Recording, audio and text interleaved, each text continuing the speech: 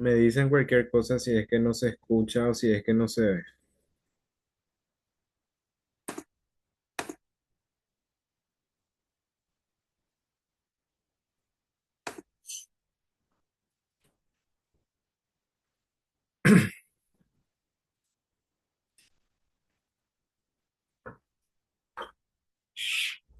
Bueno, la clase anterior nosotros estuvimos hablando de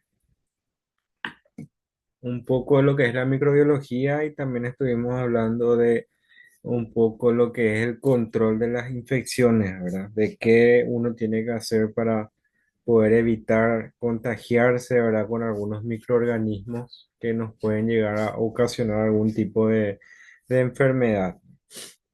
Habíamos hablado que hay distintos tipos de microorganismos, estaban las bacterias, los virus, los hongos, también los parásitos, que son los que a nosotros nos pueden causar algún tipo de enfermedad. Hoy vamos a hablar un poco de las bacterias y después en la segunda hora vamos a hablar un poquito más de algunos mecanismos. Eh, entonces, hablando y entrando un poco más a profundidad de lo que son las bacterias son organismos procariotas unicelulares. También habíamos hablado en la primera clase que hay diferentes tipos de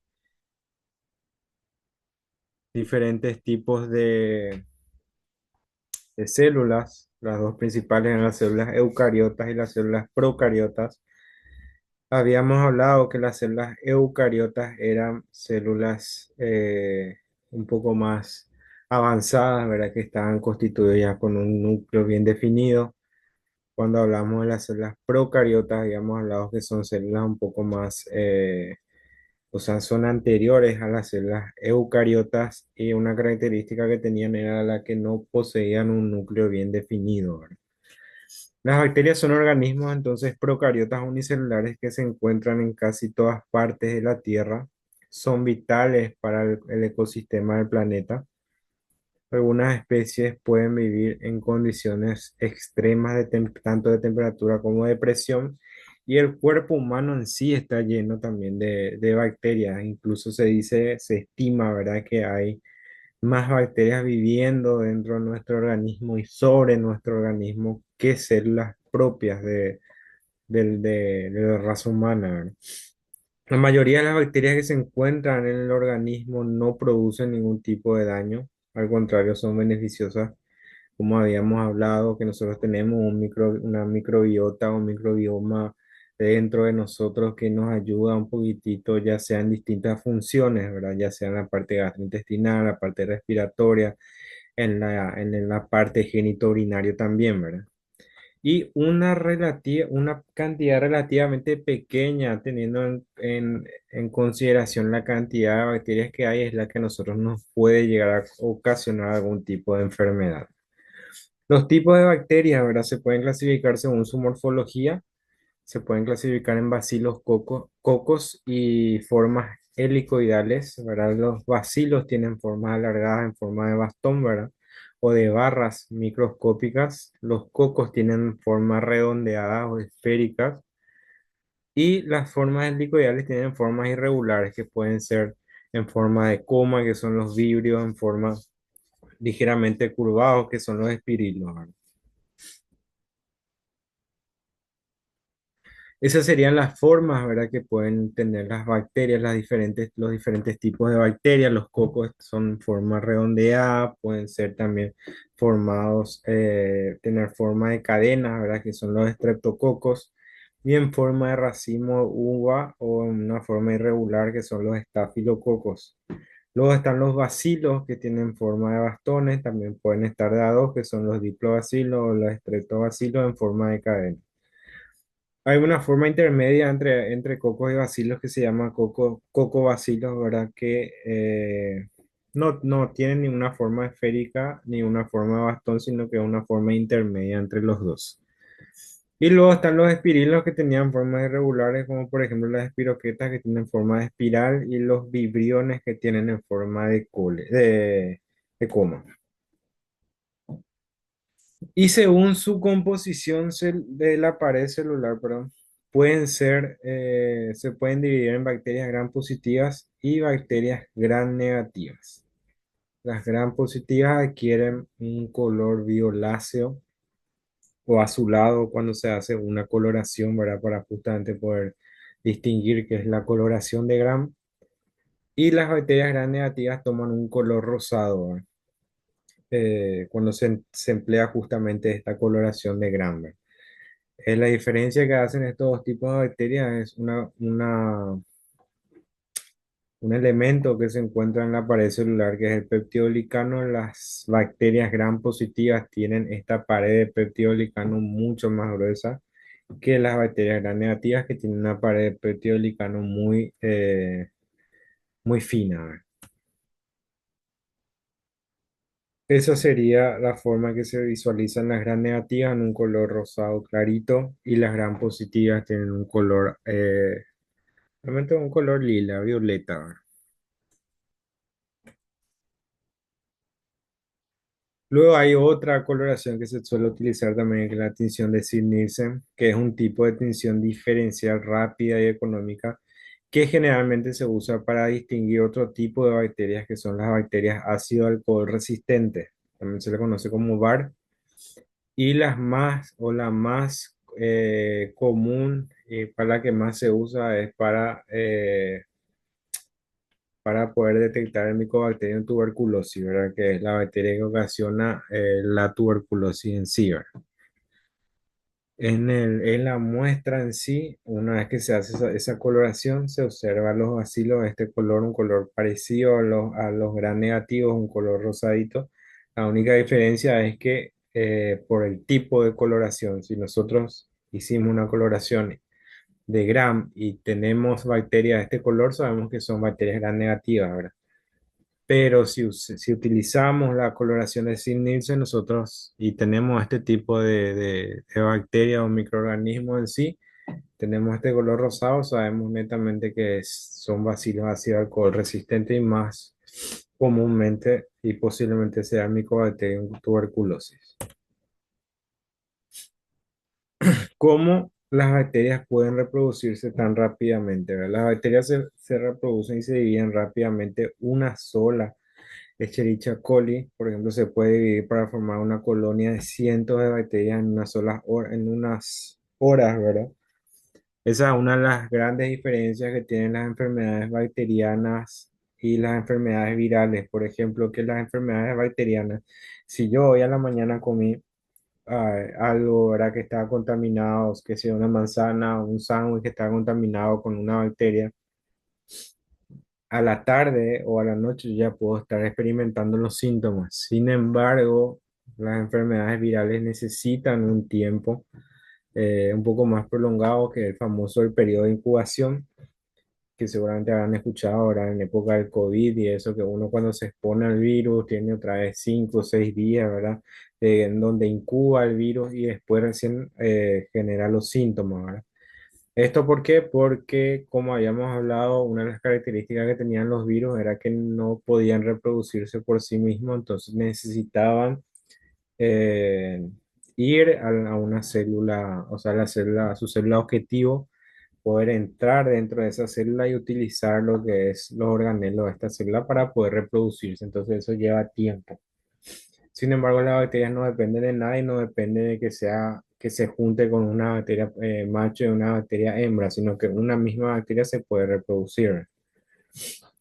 Justamente la reproducción bacteriana, las bacterias al ser organismos procariotas unicelulares no tienen una versión masculina o femenina, entonces las bacterias se reproducen asexualmente y en la reproducción asexual la célula madre produce una copia genéticamente idéntica de sí misma, ¿verdad? O sea, lo que hace es, o sea, el proceso en sí se llama fisión binaria. Entonces, durante este proceso, los cromosomas se copian a sí mismos en dos copias, en dos formas iguales, en dos copias idénticas iguales. Entonces, la célula aumenta de tamaño y se divide. Y esas dos células hijas son idénticas a la célula madre. Algunas enfermedades causadas por bacterias Cuando hablamos de enfermedades causadas por cocos, vamos a hablar un poco de algunas enfermedades de la piel, por ejemplo, los forúnculos, que son el tipo de infección por estafilococo más común, que es el famoso SUSUA, ¿verdad? Que nosotros le conocemos, que es la acumulación de pus que se forma en un folículo piloso en una glándula sebácea de la piel, que sería la imagen, esta primera imagen, que sería el SUSUA. Es como tener un grano, pero muchísimo más grande. Generalmente desaparece solo, pero hay veces que si una persona se encuentra, ya tiene síntomas, por ejemplo, fiebre y cosas así, algún malestar en general ya, uno puede requerir la aplicación de algún tipo de antibiótico. Luego está el impétigo, que es una erupción cutánea contagiosa, que es a menudo dolorosa, que es causada por estafilococos. Suele presentar ampollas grandes que pueden secretar un líquido y formar una costra color miel, que sería la segunda imagen, que es parecido a cuando nos agarramos y nos raspamos, nos raspamos la rodilla y después de 1 o 2 días nosotros vemos que se genera la costra, pero no la costra color roja, ¿verdad? Que es la coagulación en sí, sino una costra con un color amarillento, ¿verdad? Y eso sería por estas bacterias. Luego está la celulitis, que es una infección de las capas más profundas de la piel, produce un enrojecimiento e hinchazón en la superficie de la piel y también puede llegar a formar llagas y suturas en algunos casos, ¿verdad? Ese sería el de la celulitis. Se ve que la infección está muy adentro de la piel, no en la superficie en sí, ¿verdad? Y se genera así un enrojecimiento, una hinchazón, también aumenta un poco el calor en esa zona. Y luego está la dermatitis exfoliativa estafilocócica, que es producida, ¿verdad? Por estafilococos que liberan sus toxinas, ¿verdad? Y la lesión que genera generalmente es parecida a cuando nos quemamos, solamente que es un poquitito más amarillenta la lesión y también que aparece obviamente sin previa exposición al sol, ¿verdad? O sea, aparece de la nada prácticamente. Cuando hablamos de bacilos, los bacilos gram negativos son causantes de un gran número de enfermedades. Algunos de ellos son microorganismos comensales, o sea que están presentes en la flora intestinal normal. Estos microorganismos comensales más otros provenientes de otros reservorios, ya sea animales o del medio ambiente propio, pueden causar en nosotros algún tipo de enfermedad, ya sean enfermedades, las infecciones urinarias, las diarreas, la peritonitis, las infecciones bacteriémicas. Generalmente están causados por bacilos gram negativos, ¿verdad? Uno de los principales está la Escherichia coli, ¿verdad? Que es la que nos causa generalmente infecciones ya sea gastrointestinales, infecciones urinarias en sí. También están los lactobacilos, también que se encuentran presentes dentro de la flora genitourinaria o gastrointestinal también, que si hay un desequilibrio justamente de esta flora y hay un crecimiento excesivo de estas bacterias, también a nosotros nos puede causar algún tipo de enfermedad. Una de las principales o la principal enfermedad causada por los espirilos es la sífilis, que es una infección causada por la bacteria, una bacteria, ¿verdad? La mayoría de las veces se transmite por contacto sexual, pero también se puede transmitir por los fluidos, ya sea por la sangre en sí. La enfermedad comienza a hacerse presente como una llaga en los genitales, el recto o la boca, que no suele generar ningún tipo de dolor, el famoso chancro. La sífilis se transmite de persona a persona a través del contacto directo con estas llagas. También se puede transmitir, o sea, una persona puede transmitir la infección, ¿verdad?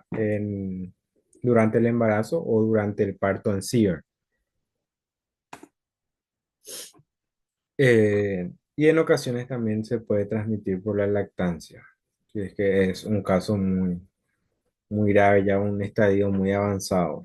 Entonces serían algunas lesiones cutáneas, ¿verdad? Que nos puede generar la sífilis.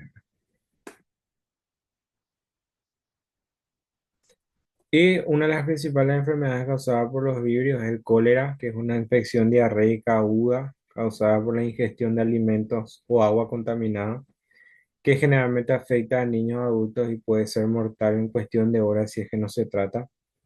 tiene un breve periodo de incubación que fluctúa entre 2 a 5, de entre 2 horas y 5 días. Y la persona que tiene una inmunidad reducida, como los niños desnutridos y, por ejemplo, enfermos con SIDA, ¿verdad? Corren un riesgo mayor de morir si es que se infectan, ¿verdad? Y la transmisión de persona a persona es poco común.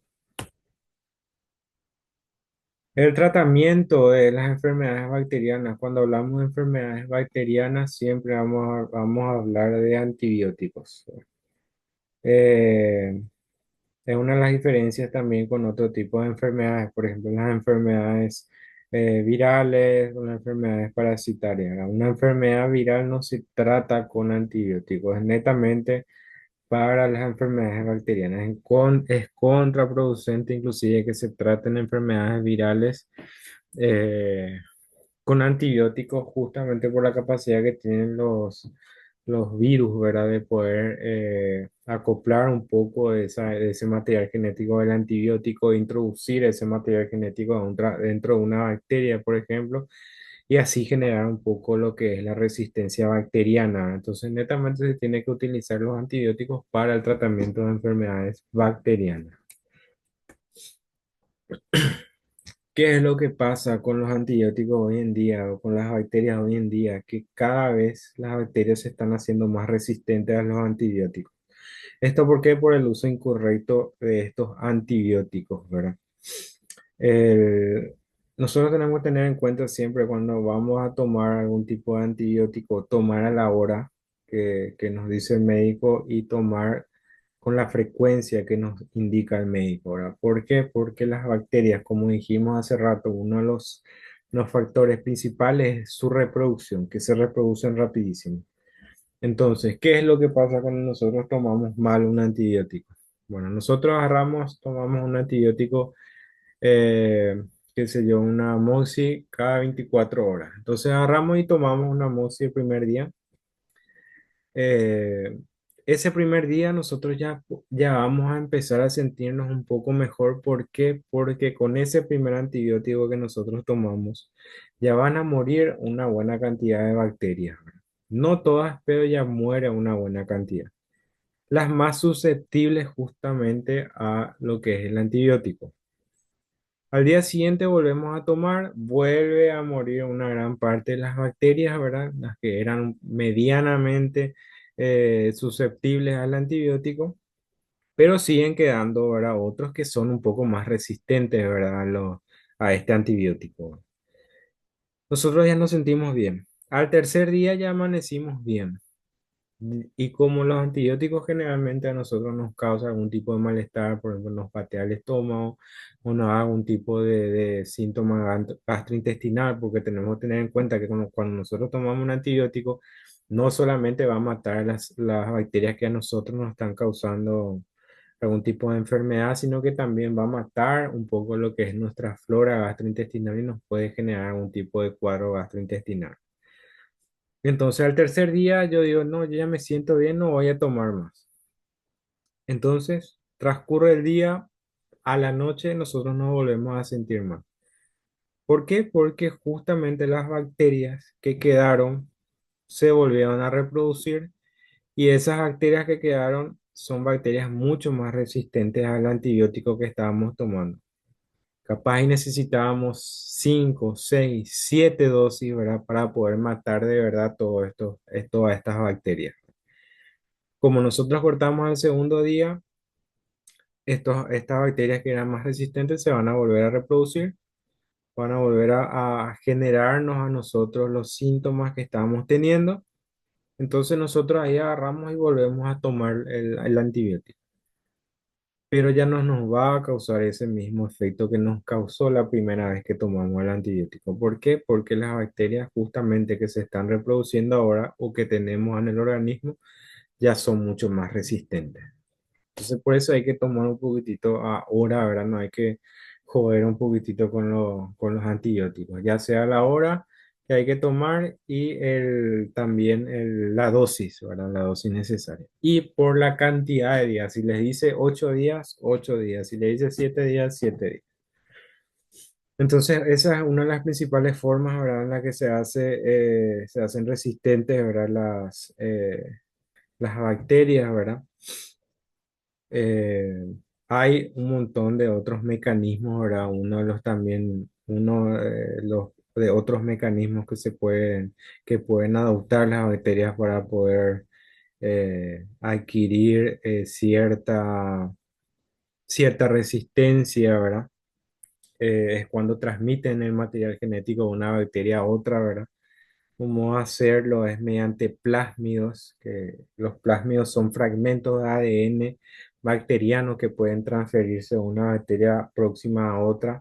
¿Verdad? Algunos plásmidos permiten que la bacteria produzca una enzima que hace que los antibióticos no sean útiles en esa bacteria, y cuando el plásmido se inserta en otra bacteria, la resistencia al antibiótico también puede extenderse fácil. Y una vez que esa bacteria tenga ese plásmido que contiene la resistencia o la información de ese antibiótico, en el momento de que se produzca la fisión binaria, se divide, se generan dos bacterias idénticas. Esas dos bacterias van a tener esa información, ¿verdad? Esa resistencia.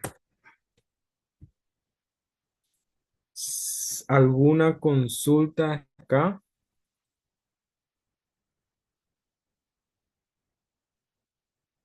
Voy a pasar a la siguiente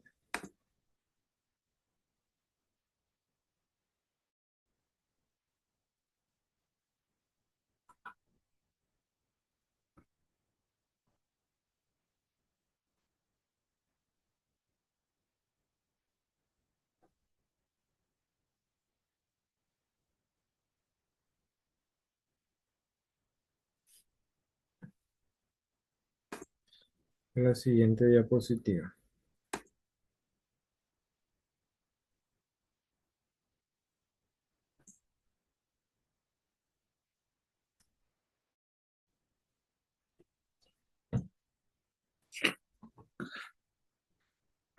Bueno,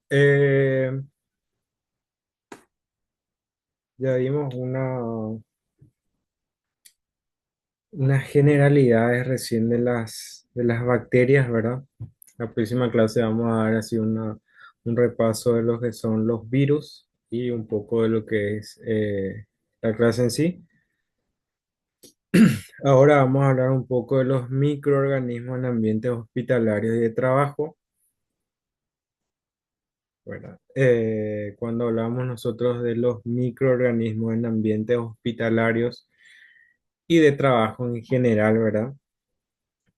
Son un tema de gran importancia hoy en día en lo que es la salud pública, porque estos entornos generalmente pueden albergar una variedad de microorganismos, algunos de los cuales pueden ser muy patógenos y causar una gran cantidad de enfermedades, ¿verdad? Principalmente en la gente que está internada. Todo favorece, ¿verdad?, a que puedan prosperar este tipo de microorganismos dentro de estos ambientes, principalmente en los ambientes hospitalarios, por el tema de la temperatura, de la humedad, del oxígeno en sí, ¿verdad?, que hay en esos lugares, de la materia orgánica también que hay en esos lugares, de la concentración en sí de microorganismos patógenos, ¿verdad? Porque una persona, o sea, los hospitales sabemos que la gente que está enferma es la que en teoría se tiene que ir a los hospitales, ¿verdad? Pero hoy en día sabemos que eh, hay muchas personas sanas, ¿verdad?, que se van al hospital porque se hacen sus controles cada cierto tiempo, o sea, cada un mes, cada 2 meses se hacen sus controles. Entonces, eh, pero en teoría, ¿verdad? Las personas que están con algún tipo de infección, algún tipo de patología son las que más acuden, ¿verdad?, a los hospitales. Entonces hay una gran concentración de microorganismos y de varios tipos de microorganismos, ya sea bacterias, virus, hongos, parásitos en sí, ¿verdad?, en un mismo lugar, ¿verdad?, en un mismo ambiente, ¿verdad? Lo que hace que sea mucho más fácil que prosperen y que puedan contagiarse también, que puedan reproducirse y puedan contagiar a personas, ¿verdad? Si es que no se toman los recaudos, las medidas de bioseguridad, ¿verdad?, que habíamos hablado en la primera clase cuando hablamos un poco de lo que es el control de infecciones, que justamente el Departamento de Control de Infecciones es la que es la encargada, ¿verdad?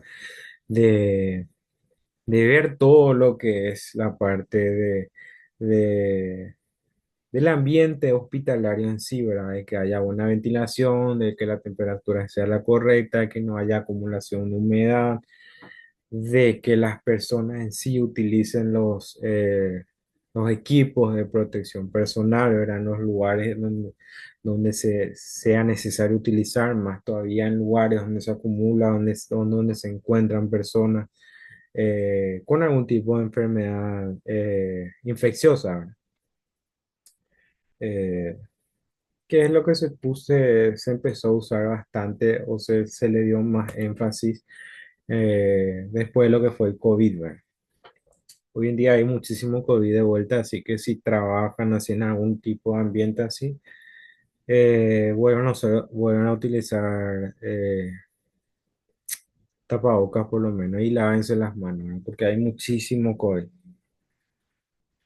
Bueno, en los ambientes hospitalarios, los microorganismos más comunes, ¿verdad? Que nos puede llegar a causar un tipo de enfermedad, entre las bacterias hablamos de los estafilococos aureus, los enterococos, la Escherichia coli, la Pseudomonas aeruginosa y la Klebsiella spp. Dentro de los hongos hablamos de la Candida spp. Y de los virus hablamos del rotavirus y los norovirus, que nos causan distintos tipos de enfermedades. Generalmente son gastrointestinales, o sea, enfermedades gastrointestinales, pueden ser enfermedades de la piel, pueden ser también enfermedades genitourinarias, enfermedades de la vía urinaria, las que nos pueden causar, ¿verdad? Estas bacterias y enfermedades mucho más complejas, por ejemplo, bacteria septicemia, ¿verdad? En el caso de la Klebsiella, ya que es una bacteria multiresistente, o sea, es muy resistente a los antibióticos, entonces es de muy mal pronóstico que una persona adquiera la Klebsiella dentro de los hospitales.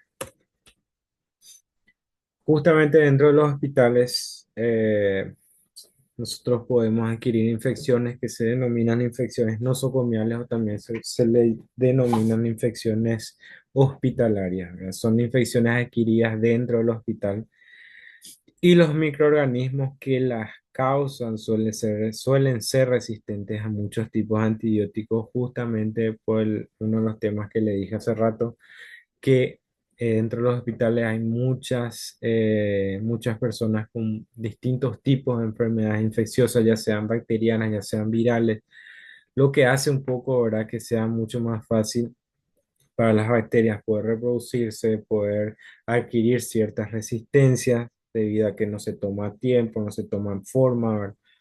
Entonces adquieren esas resistencias, ¿verdad? Y una de las principales es la Klebsiella, como les dije, el famoso KPC, que es muy mal pronóstico, ¿verdad?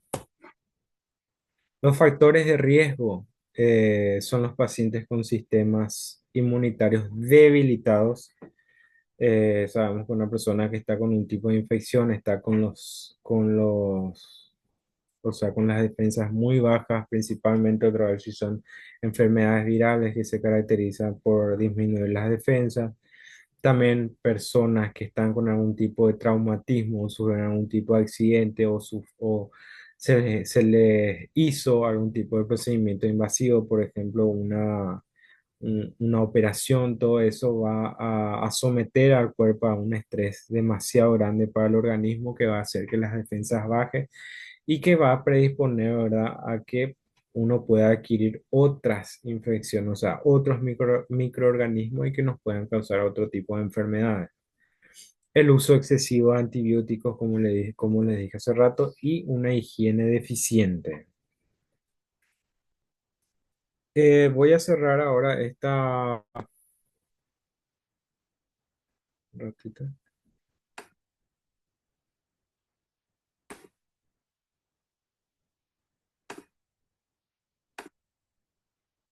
Voy a cerrar esta reunión porque está por terminar y ya les espero en el siguiente link, ¿verdad? Para continuar la clase, así les puedo liberar antes. Voy a parar la grabación.